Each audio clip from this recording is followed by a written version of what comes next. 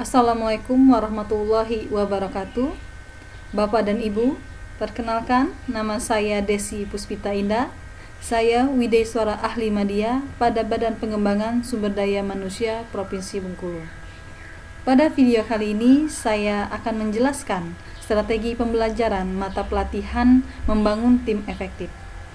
Mata pelatihan membangun tim efektif salah satu mata pelajaran yang ada di agenda 2, yaitu tentang kepemimpinan pelayanan di dalam pelatihan kepemimpinan pengawas, di mana pada agenda kepemimpinan pelayanan ada 4 materi yang dibahas mengenai diagnosa organisasi, berpikir kreatif dalam pelayanan, membangun tim efektif, dan kepemimpinan dalam pelaksanaan pekerjaan. Di sini saya akan membahas mengenai strategi pembelajaran mata pelatihan membangun tim efektif. Yang akan saya awali dari pembukaan, lalu materi, dan yang terakhir adalah penutup. Di mana pada pembukaan saya akan mengucapkan salam pembuka dan memperkenalkan diri saya. Lalu saya akan berkenalan dengan peserta, di mana saya akan melakukan ice breaking, yaitu tepuk kenalan, gunanya untuk membuat suasana terasa akrab dan peserta merasa nyaman untuk berpartisipasi dalam proses pembelajaran. Lalu saya akan melakukan apersepsi tentang materi membangun tim efektif. Di sini saya akan memutarkan video mengenai sebuah kisah yang bisa menggugah mengenai tim efektif. Lalu saya akan menjelaskan konteks agenda pemberdayaan tim dan materi membangun tim dalam pencapaian tujuan pelatihan. Dan sebelum saya masuk ke materi, saya akan menyampaikan terlebih dahulu tujuan pembelajaran dan struktur pembelajaran, di mana hasil belajarnya peserta mampu membangun tim kerja yang partisipatif dan efektif untuk pelaksanaan kegiatan pelayanan publik yang efisien dan efektif. Lalu saya akan juga menyampaikan indikator hasil belajar. Yang pertama mengenai mereview hasil ceramah tim efektif dalam pelayanan.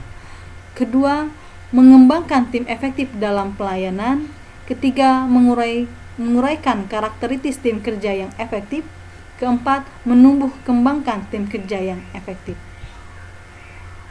Lalu saya akan masuk ke materi, di mana materi membangun tim efektif itu ada 4 yang akan saya bahas. Yang pertama mengenai ceramah tim efektif dalam pelayanan. Kedua, tim efektif dalam pelayanan. Ketiga, karakteristik tim kerja yang efektif. Dan 4, kembang kerja yang efektif. Di mana untuk ceramah tim efektif dalam pelayanan, saya akan memfasilitasi mereview hasil ceramah tim efektif dalam pelayanan, di mana ceramah tim efektif, strategi pembelajaran yang akan saya gunakan adalah adanya video dari pakar mengenai tim efektif, lalu peserta curah pendapat atau tanya jawab mengenai analisis terkait ceramah atau video tersebut. Kedua, pendapat dari ceramah atau video tersebut. Ketiga, strategi penerapan dari ceramah atau video tersebut. Keempat, identifikasi kendala teknis dan subteknis.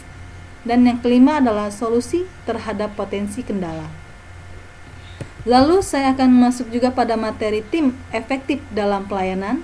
Di sini saya akan mengembangkan tim efektif dalam pelayanan dengan strategi pembelajaran ceramah, tanya jawab, dan studi kasus yang membahas mengenai pengertian tim efektif, tahapan membangun tim efektif, komposisi tim efektif, peran kepemimpinan dalam membangun tim, dan kolaborasi sukses dan efektif.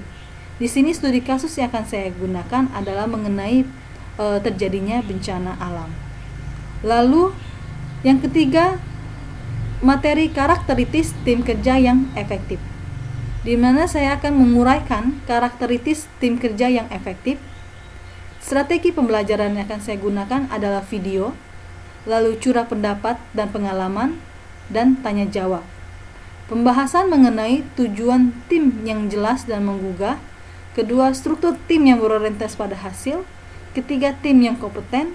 Keempat, komitmen bersama dalam tim. Yang kelima, iklim kerjasama yang kondusif. Keenam, standar ukuran keberhasilan dari sebuah tim. Ketujuh, dukungan dan penghargaan dari eksternal dan kepemimpinan yang berprinsip. Selanjutnya, saya masuk ke materi keempat, kembangkan tim kerja yang efektif.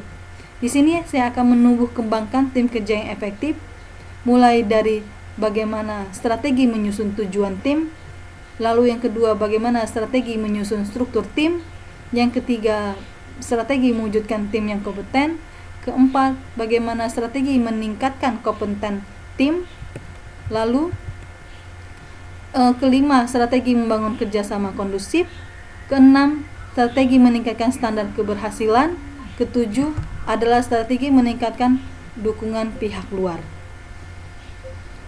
Strategi pembelajarannya saya akan menggunakan curah pendapat dan pengalaman, lalu adanya diskusi kelompok membahas pengalaman dari personal sampai dengan organisasi mengenai strategi yang dilakukan dalam mengembangkan tim kerja yang efektif.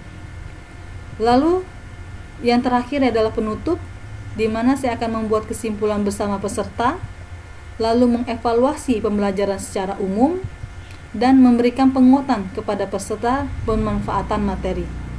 Dan pembelajaran akan saya akhiri dengan pantun, naik delman pergi ke kota, jangan lupa membeli alpukat. Demikian pemaparan saya, semoga bisa bermanfaat. Terima kasih. Wassalamualaikum warahmatullahi wabarakatuh.